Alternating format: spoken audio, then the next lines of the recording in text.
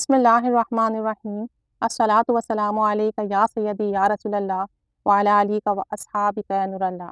حضرت ابو سعید شعبان رحمۃ اللہ علیہ لکھتے ہیں کہ میں مکہ مکرمہ میں بیمار ہو گیا، یہاں تک کہ موت کے قریب پہنچ گیا کہ مجھے اتنی شدید بیماری لاحق ہوئی تو میں نے وہ قصیدہ جس کے اندر میں نے دو جہاں کے سردار نبی کریم صلی اللہ علیہ وسلم کی تعریف لکھی تھی، پڑھ کر اللہ سے فریاد کی کہ یا اللہ تعالیٰ مجھے اس قصیدے کی برکت سے نبی کریم صلی اللہ علیہ وسلم کے وسیلے سے شفا عطا فرما۔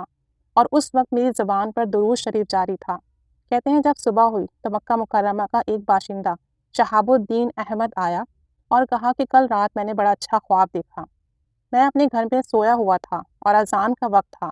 میں نے دیکھا کہ حرم شریف میں باب عمرہ کے پاس کھڑا ہوا تھا اور بیت اللہ شریف کی زیارت کر رہا تھا کہ اچانک نبی کریم صلی اللہ علیہ وآلہ وسلم تشریف لائے۔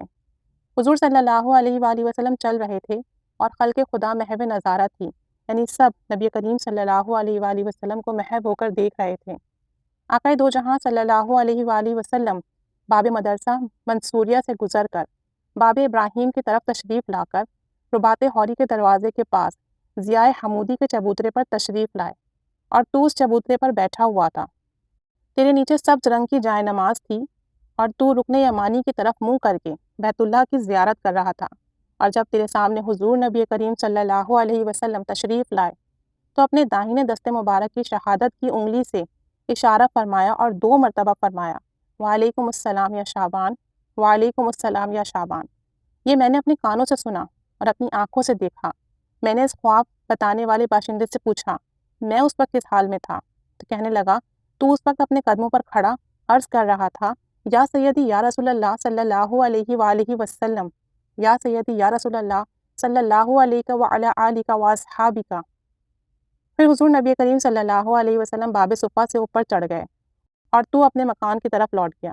یہ سن کر میں نے اس باشندے سے کہا اللہ تعالیٰ آپ کو جزائے خیر عطا فرمائے اور آپ پر احسان کرے، اگر میری جان میرے ہاتھوں میں ہوتی تو میں آپ کی خدمت میں بطور نذرانہ پیش کر دیتا کہ آپ میرے لیے اتنی بڑی خوشخبری لائے، کہ آپ میرے لیے اتنا مبارک خواب لے کر آئے۔ نبی کریم صلی اللہ علیہ وسلم اپنے امتی کے درود و سلام کا جواب دیں، کتنی بڑی سعادت کی بات ہے، کتنی بڑی خوش قسمتی کی بات ہے ایک امتی کے لیے کہ وہ درود و سلام پڑھیں اور نبی کریم صلی اللہ علیہ وسلم اسے سماعت فرمائیں اور اس کے درود و سلام کا جواب دیں۔ ہم سب کی یہی خواہش ہے کہ ہم نبی کریم صلی اللہ علیہ وآلہ وسلم پر درود و سلام بھیجیں اور وہ ہم سے راضی اور خوش ہوں، اور ہمارے درود و سلام ان کی بارگاہ میں قبول و مقبول ہو جائے۔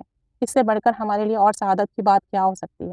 نبی کریم صلی اللہ علیہ وسلم کا قرب مل جائے، ہمارے درود و سلام کی قبولیت مل جائے، اس سے بڑھ کر اور کیا چاہیے؟ اللہ تعالیٰ ہمیں محبت سے اور بہت توجہ سے درود شریف پڑھنے کی توفیق عطا فرمائے اور ہمارا درود پاک قبول و مقبول فرمائے اور اپنے حبیب کی زیارت، قربت، شفاعت نصیب فرمائے صلی اللہ علیہ وآلہ وسلم۔ آمین بجاہ نبی الآمین صلی اللہ علیہ محمد صلی اللہ علیہ وآلہ وسلم۔